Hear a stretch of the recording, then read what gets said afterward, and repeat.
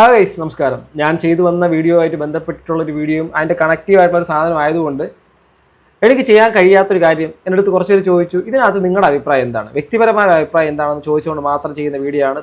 Seriously പറയാം, നിങ്ങൾ മറ്റ് നല്ല വിഷയങ്ങൾ കാണാൻ സമയം ഉപയോഗിക്കുക. നിങ്ങൾക്ക് ആവശ്യമില്ലാത്തതാണെങ്കിൽ ഇത് കാണുന്നവർ മാത്രം ഇത് കണ്ടോട്ടെ. അതായത് ഈ ഒരു വിഷയം ഉപ്പും മുളകും ലൈറ്റ് ഫാമിലിയായിട്ട് ബന്ധപ്പെട്ടുള്ളൊരു കാര്യമാണ്. കഴിഞ്ഞ ദിവസം പുറത്തു വന്നൊരു സ്ക്രീൻ ഷോട്ട്, അഥവാ മറ്റേ ഇപ്പോൾ രണ്ടാമത്തെ കുട്ടി ഇറങ്ങിപ്പോയ അഥവാ ആ കുട്ടിയുടെ പങ്കാളിയുടെ ഒരു പഴയകാല ചാറ്റ്. അദ്ദേഹം ഏതൊരു സെലിബ്രിറ്റിയുമായിട്ട് എന്തോ കണക്ഷൻ ഉണ്ടായിരുന്നു. അപ്പം അതിൻ്റെ സംഭവം ചാറ്റൊക്കെ പുറത്ത് വന്നൊരു കാര്യമായിട്ട് ബന്ധപ്പെട്ടിട്ടാണ്. വളരെ വളരെ മോശമായി പോയി എന്നാണ് എനിക്ക് വ്യക്തിപരമായ ആദ്യമേ അതിനെക്കുറിച്ചുള്ള അഭിപ്രായം. ഞാൻ വിശദമായിട്ട് പറയാം. ഈ ഒരു ചാറ്റ് നിങ്ങൾ സൈഡിൽ കാണുന്നത് ചെറുതായിട്ട് ബ്ലർ ചെയ്തിട്ടുണ്ട്, കാരണം അത് മറ്റൊരാളുടെ പേഴ്സണലാണ്. ഇത് എനിക്കിത് ഇവിടെ അടുത്ത് കാണിക്കാൻ താല്പര്യമില്ലാത്തതുകൊണ്ടാണ്. പക്ഷേ ഇത് പുറത്ത് വിട്ടത് ആ കുട്ടിയുടെ ചേച്ചി എന്നാണ് അറിയാൻ കഴിഞ്ഞത്. അങ്ങനെയാണ് എങ്കിൽ ആക്ച്വലി ഇത് എത്രത്തോളം ആശാസ്യകരമാണ്, എത്രത്തോളം നല്ലതാണ്. കുറച്ച് ദിവസം കഴിഞ്ഞ് നിങ്ങൾ ഒന്നാവും, നിങ്ങൾക്ക് എല്ലാവർക്കും അറിയാം. ഈ രണ്ടാമത്തെ കുട്ടിക്ക് ഒരു പ്രഗ്നൻസി ഒക്കെ വന്നു എന്ന് വിചാരിക്കുക. ആ ഒരു കാര്യമൊക്കെ വരുമ്പോൾ സ്വാഭാവികമായിട്ടും ആ കുട്ടിയുടെ പിന്നീടുള്ള കാര്യങ്ങളിൽ അമ്മ എന്നുള്ള നിലയ്ക്ക് അമ്മയ്ക്കും, അച്ഛൻ എന്നുള്ള നിലയ്ക്ക് അച്ഛനും, സഹോദരി എന്നുള്ള നിലയ്ക്ക് ഈ പറയുന്ന പൊന്നൂനും ഒക്കെ നിങ്ങൾക്ക് ഇടപെടേണ്ടി വരും. നിങ്ങൾക്ക് നിങ്ങളും ആ വീട്ടിൽ നിന്ന് ഒരിക്കൽ ഇതുപോലെ പോവുകയും തിരിച്ച് നന്നായിട്ട് ജീവിക്കുകയും ആ വീട്ടിലേക്ക് വരികയും ചെയ്തവരാണ്. അതുപോലെ അവരും വരേണ്ടവർ തന്നെയാണ്. എന്തായാലും ആ കുട്ടിയുടെ ഇഷ്ടത്തിൽ വീട്ടുകാർ കൊടുത്ത ഒരാളുടെ കൂടെയാണ് പോയേക്കുന്നത്. കുറേ പ്രശ്നങ്ങളുണ്ട്. ഞാനെപ്പോഴും പറയുന്നല്ലോ, അവർ എന്നോട് സംസാരിച്ച പല കാര്യങ്ങളും എനിക്ക് സത്യം പറഞ്ഞാൽ ഒരു അച്ഛനമ്മമാരെന്നുള്ള നിലയ്ക്ക് അവർ ഈ കാലഘട്ടത്തിൽ അവർക്ക് ഉൾക്കൊള്ളാൻ വേണ്ടിയിട്ട് പറ്റാത്തതാണ്. അത് അവരുടെ ആ ഒരു പ്രായത്തിൻ്റെ ഒക്കെ കാര്യമാണ്. എന്നാൽ അതുപോലെ ആവരുത് നമ്മുടെ അല്പം കൂടെ പ്രായം കുറഞ്ഞിട്ടുള്ള ഈ പൊന്നു എന്ന് പറഞ്ഞ കുട്ടി ചെയ്യേണ്ടത്. അതായത് ഈ ഒരു ചാറ്റ്സ് ഒക്കെ പുറത്ത് വിട്ടതിലൂടെ എന്താണ് ഇത്ര മല ഇടിഞ്ഞു വീഴാൻ വേണ്ടിയിട്ട് പോകുന്നത്. ഞാൻ സത്യം പറയാം, ഇത് ഞാൻ എൻ്റെ പേഴ്സണൽ ലൈഫും കൂടെ വെച്ച് കണക്ട് ചെയ്ത് പറയുകയാണ്. നിങ്ങൾ ഈ വീഡിയോ കാണുന്ന നിങ്ങളും ഞാനും അടങ്ങുന്ന സമൂഹത്തിൻ്റെ അകത്ത് ആ പൂർവ്വകാലങ്ങളിൽ ചിലപ്പോൾ പ്രണയം ഉണ്ടായിട്ടുണ്ടാവാം, മറ്റു പലതരത്തിലുള്ള ഇഷ്ടങ്ങൾ ഉണ്ടായിട്ടുണ്ടാവാം. അത് ഇഷ്ടങ്ങൾ ഉണ്ടായതും മറ്റുള്ള കാര്യങ്ങളൊക്കെ ഉണ്ടായത് ഓക്കെ, നിങ്ങളത് അറിഞ്ഞു. ഞാൻ ഈ ഒരു കാര്യത്തിനെക്കുറിച്ച് ഞാൻ എവിടെക്കുള്ളിൽ അറിഞ്ഞിട്ടുണ്ടാവും എന്നുള്ള കാര്യം ഈ കാണുന്നവർക്ക് മനസ്സിലാവും. സോ അറിഞ്ഞത് ശരിയായിരിക്കാം, നിങ്ങൾക്കത് വേദന ഉണ്ടാക്കിയിട്ടുണ്ടെങ്കിൽ അതൊക്കെ ശരിയായിരിക്കും. പക്ഷെ അത് പബ്ലിക്കിലേക്ക് എടുത്ത് വിടുന്നത് അത് എത്രമാത്രം അപഹാസ്യകരമായ കാര്യമാണ്. നമുക്ക് ഇന്നത്തെ ഈ ഒരു ചിലപ്പോൾ ദേഷ്യത്തിൻ്റെ പുറത്ത് നിങ്ങളിത് കാണിക്കുന്നത്, നിങ്ങൾ ശരിക്കും പറഞ്ഞാൽ ആ കുട്ടിയോട് ചെയ്യുന്നൊരു ദ്രോഹം പോലത്തെ പരിപാടിയാണ്. ആ കുട്ടിയും ജീവിക്കട്ടെ. ആ പയ്യൻ സ്വാഭാവികമായിട്ട് അവളുടെ ഭാഗത്ത് ഒരുപാട് മിസ്റ്റേക്കും കാര്യങ്ങളുണ്ടെങ്കിൽ അവൻ തിരുത്തട്ടെ. ഞാൻ അത്ര ചിന്തിക്കുന്നുള്ളൂ, അവൻ തിരുത്തട്ടെ. അവൻ ആ ഒരു കുട്ടിയായിട്ട് ജീവിതം തുടങ്ങിയിട്ടേ ഉള്ളൂ. നിങ്ങൾക്ക് ഏറ്റുമുട്ടാനുണ്ടെങ്കിൽ അത് ലീഗലായിട്ടുള്ള കാര്യങ്ങളുണ്ട്. അഥവാ നിങ്ങൾക്ക് അവരോട് താല്പര്യമില്ലെങ്കിൽ ബന്ധം അങ്ങോട്ടും ഇങ്ങോട്ടും താൽക്കാലികമായിട്ട് ഒഴിവാക്കി വയ്ക്കാം. എന്നാലും എത്ര തന്നെയാണ് രക്തബന്ധങ്ങൾ തീർച്ചയായിട്ടും അടുക്കുക തന്നെ ചെയ്യും. ഇവിടുത്തെ ഈ ഒരു ബന്ധത്തിനകത്ത്, അഥവാ ഈ ഒരു ചാറ്റ് പുറത്ത് വിട്ടേക്കുന്ന ചാറ്റിൻ്റെ അകത്താണെങ്കിൽ ഒരു കുട്ടിയുമായിട്ട് സംസാരിക്കുന്നു. ഇൻസ്റ്റഗ്രാം ചാറ്റാണ്, കണ്ടാൽ തന്നെ അറിയാൻ പറ്റും. അതിനകത്ത് എന്തൊക്കെയോ അങ്ങോട്ടും ഇങ്ങോട്ടും അവരുടെ വളരെ പേഴ്സണലായിട്ട് കുറച്ച് കാര്യങ്ങൾ സംസാരിക്കുന്നു.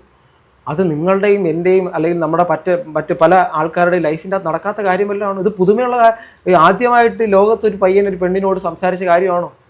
അതോ ഒന്നിലധികം ഒരുപാട് സംഭവങ്ങളുണ്ടോ? അങ്ങനെയൊക്കെയുള്ള കാര്യങ്ങളാണെങ്കിൽ തീർച്ചയായിട്ടും ആ ഭവിഷ്യത്ത് തീർച്ചയായിട്ടും അങ്ങനെ ഒരു പുള്ളിക്കാരൻ്റെ സ്വഭാവ വികൃതം വല്ലതും ഉണ്ടെങ്കിൽ അത് ആ കുട്ടിയെ ബാധിക്കേണ്ടതാണ്. അതായത് ആ ഇറങ്ങിപ്പോയ മകളെ ബാധിക്കേണ്ടതാണ്. ചിലപ്പം വീട്ടുകാരുടെ ആദ്യം ചിലപ്പോൾ അങ്ങനെ വല്ല ആയിരിക്കാം, മേ ബി.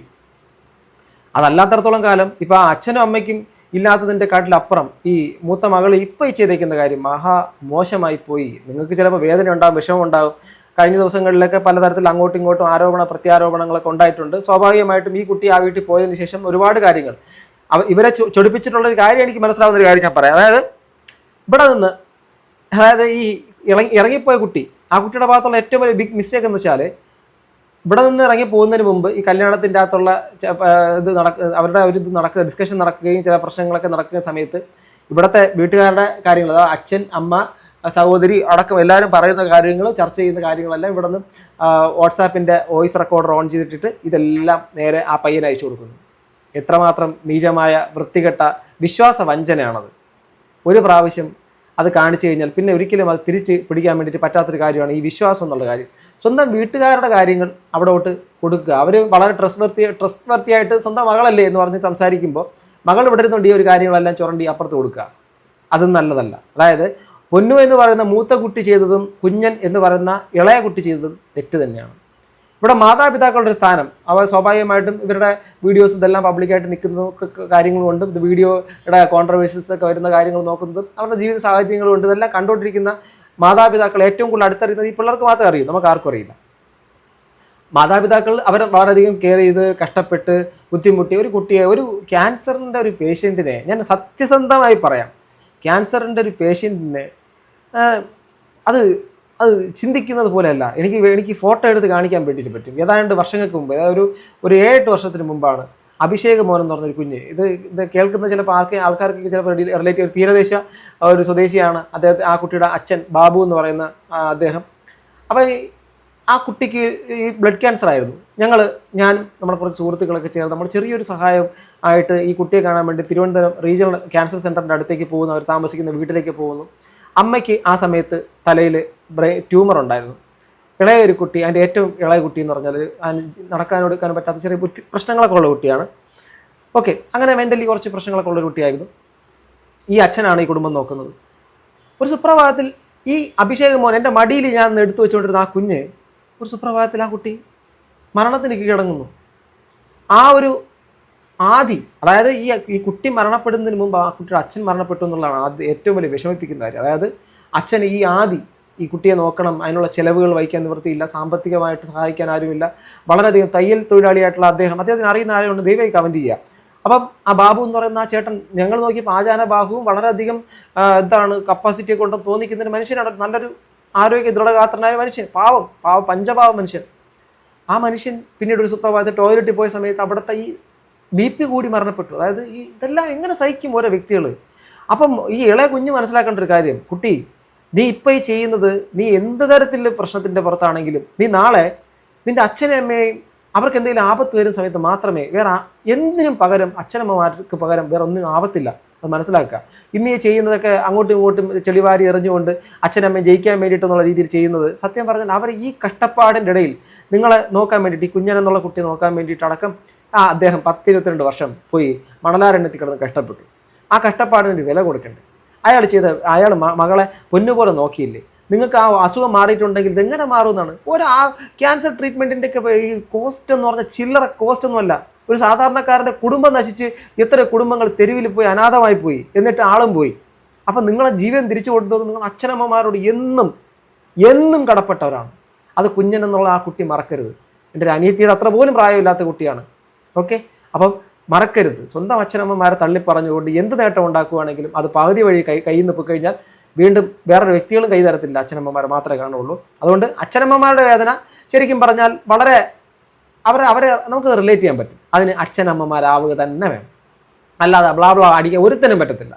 അച്ഛനമ്മമാരുടെ വേദന അറിയണമെങ്കിൽ അച്ഛനമ്മമാരായിരിക്കണം. സത്യമായിട്ടും പറയാം, അല്ലാതെ ബ്ലാ. ഇപ്പം എനിക്ക് വേണമെങ്കിൽ കുറേ കവിതകൾ എഴുതാൻ പറ്റും, കുറച്ച് ഇമോഷൻസിനെ കുറിച്ച് പറയാൻ പറ്റും. എനിക്ക് അറിയാത്ത ഇമോഷൻസ് ഞാൻ എങ്ങനെ എഴുതും? ഒരു പ്രസവത്തിനെ കുറിച്ച് ഒരു സ്ത്രീ അനുഭവിച്ച, എൻ്റെ അമ്മ അനുഭവിച്ച വേദന എൻ്റെ അമ്മ പറഞ്ഞെന്ന് എനിക്ക് കവിത എഴുതാക്കാൻ പറ്റും.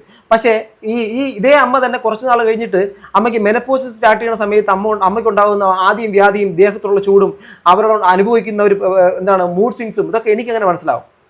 അത് ആ സ്ത്രീക്കേ മനസ്സിലാവുള്ളൂ. സോ ആക്ച്വലി ഇപ്പോൾ ചെയ്യുന്ന ആ കുട്ടിയുടെ അമ്മ പല പ്രാവശ്യവും എല്ലാവരും പലരും കളിയാക്കുന്നൊരു സംഭവം കേട്ടിട്ടുണ്ട്. ആ കുട്ടിയുടെ അമ്മയുടെ കാര്യം ആക്ച്വലി ഇതൊരു സയൻറ്റിഫിക് ആയിട്ടുള്ള കാര്യമാണ്, മെഡിക്കൽ പരമായിട്ടുള്ള കാര്യമാണ്. കുറേ കാലം ഞാൻ മെഡിക്കൽ ഫീൽഡ് വർക്ക് ചെയ്തിട്ടുള്ളതും കൂടെയാണ്. ഈ 10-40 വയസ്സൊക്കെ ആവുന്ന ഒരു സ്ത്രീ പെട്ടെന്ന് ഭയങ്കരമായിട്ടുള്ള വൈകാരിക പ്രകടനങ്ങൾ സെറ്റപ്പ് കാണിക്കുമ്പോൾ നിങ്ങൾ ചിലപ്പോൾ ചിന്തിക്കരുത് അവർക്കെന്തോ അഹങ്കാരമാണ്, എന്തോ ഇത് മനഃപൂർവ്വമാണ്. ഞാൻ പറയുന്നത് ഇത് അറിയുന്ന സ്ത്രീകളുണ്ട്, താഴെ കമൻറ്റ് ബോക്സിൽ കമൻറ്റ് ചെയ്യുക. പ്രീ മെനിപ്പോസിസ് എന്നുള്ള സംഭവമുണ്ട്, ആർത്തവിരാമത്തിന് മുൻപുള്ള കുറച്ച് സംഭവം. ആർത്തവിരാമം പൂർണ്ണമായിട്ട് ആർത്തവം നിലയ്ക്കുന്നു, ആ സ്ത്രീക്ക് ഫെർട്ടിലൈസ് ചെയ്യാൻ വേണ്ടിയിട്ടുള്ള സാഹചര്യം പിന്നെന്നേക്കുമായിട്ട് നിലയ്ക്കുന്ന സമയത്ത് ഒരു സ്ത്രീക്ക് മാത്രം, ഒരു പുരുഷനും ആ പരിപാടി ഇല്ല കേട്ടോ, ഒരു സ്ത്രീക്ക് മാത്രം ഉണ്ടാകുന്നൊരു അവസ്ഥയുണ്ട്. ദേഹം ചുട്ടുപൊള്ളുന്ന അവസ്ഥ.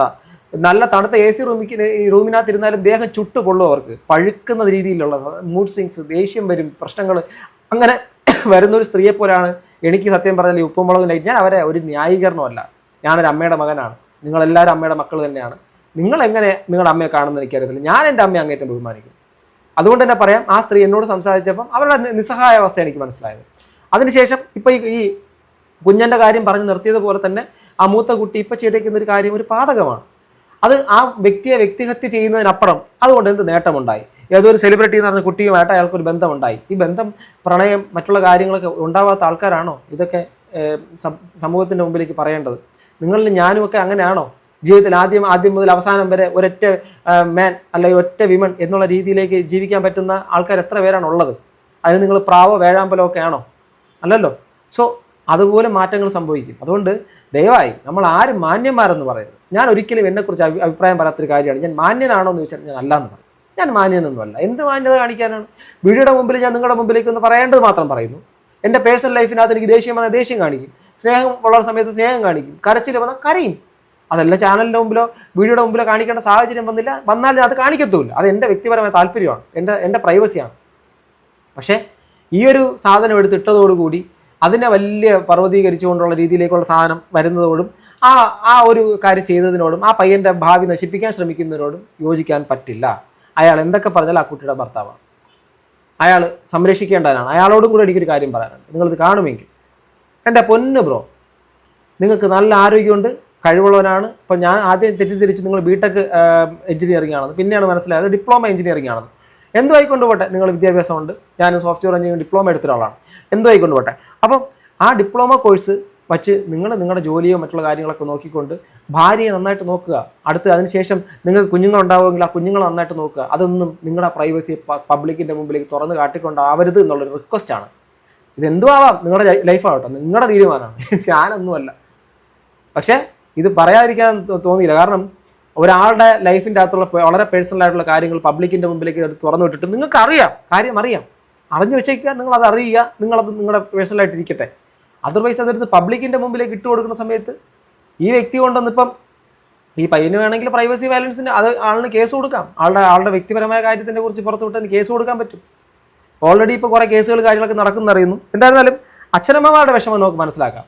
പക്ഷേ ആ മൂത്ത കുട്ടി ഇങ്ങനെയൊക്കെയുള്ള കാര്യം ഇനിയും ഉണ്ടെങ്കിൽ വെല്ലുവിളിയുടെ ഭാഗമായിട്ടൊന്നും കാണിക്കാൻ നിൽക്കരുത്. എനിക്ക് മനസ്സിലാക്കാൻ പറ്റുന്നത് ആ ഇളയ കുട്ടി ലാസ്റ്റ് മറ്റേ വോയിസ് ക്ലിപ്പുകളെല്ലാം ഇവിടെ ഇരുന്നുകൊണ്ട് അയച്ചു കൊടുത്തെന്നുള്ളൊരു വഞ്ചനയുടെ അല്ലെങ്കിൽ ചതിയുടെ ഒരു വേദന അവിടെ നിന്ന് ഇവർ തീർക്കാൻ വേണ്ടിയിട്ടുള്ള സാഹചര്യം പെട്ടെന്ന് ഇമോഷണലി ചെയ്തതായിരിക്കാം. മനഃപൂർവ്വമായിട്ട് നശിപ്പിക്കണമെന്ന് ചിന്ത ഉണ്ടായിരിക്കത്തില്ല. ദേഷ്യത്തിൻ്റെ പുറത്താണ് പലതും സംഭവിക്കുന്നത്. പല കൊലപാതകങ്ങളും ദേഷ്യത്തിൻ്റെ പുറത്താണ് സംഭവിക്കുന്നത്. അതുകൊണ്ട് നിങ്ങൾ ചെയ്തത് ശരിക്കും പറഞ്ഞാൽ ഞാനൊരു ആസ് എ ഹ്യൂമൻ ബീങ് എനിക്ക് അക്സെപ്റ്റ് ചെയ്യാൻ പറ്റത്തില്ല. ബിക്കോസ് നമ്മളെല്ലാവരും ലൈഫിൻ്റെ അകത്ത് നമ്മൾ പലരെയും കണ്ടിട്ടുള്ളതും വന്നിട്ടുള്ളതൊക്കെയാണ്. അതുകൊണ്ട് നീ ഇന്നലെ മറ്റൊരു സ്ത്രീയോട് ഇങ്ങനെ ചാറ്റ് ചെയ്തിട്ടില്ലേ, മെസ്സേജ് അയച്ചിട്ടില്ലേ എന്നൊക്കെ പറഞ്ഞിട്ട് അയാളെ എന്നേക്കുമായിട്ട് കൊല്ലാക്കൊല ചെയ്യുന്നത് തെറ്റാണ് എന്ന് നിങ്ങൾക്ക് തോന്നിയിട്ടുണ്ടെങ്കിൽ അത് നിങ്ങളുടെ ഉള്ളിലിരിക്കണം.